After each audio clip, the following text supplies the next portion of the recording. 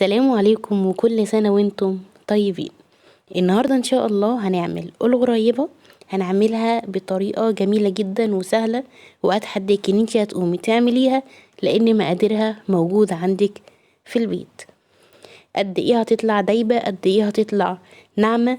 وكمان لو عندك غريبة شارياها من افخم الاماكن، دوقي دي ودوقي دي وبجد طلعي فرق واحد ما بينهم.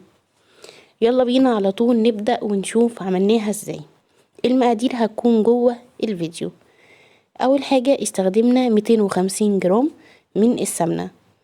هعمل معاكم نص كيلو من الدقيق بس، وانتي بعد كده عايزة تضعفي المقادير، عايزة تقلليها براحتك.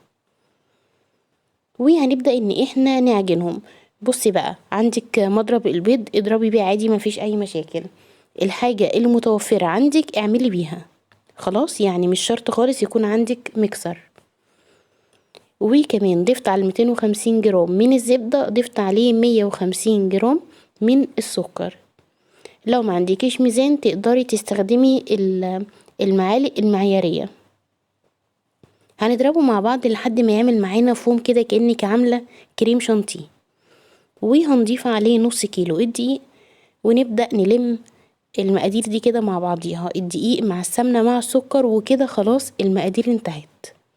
شفتوا بقى بتتعمل من مفيش يعني. بعد ما لميناها لازم بقى نعملها بايدينا. هنبدأ نعجنها شوية بايدينا، وكل ما هتعجنيها حلو كل ما هتطلع معاكي ناعمة وحلوة. تمام.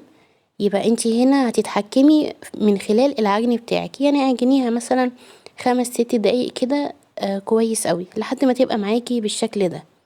حابة تعرفي ناجحة ولا لأ، اعملي كده كوريها. لو ما شققتش معاكي يبقى خلاص كده ناجحة معاكي.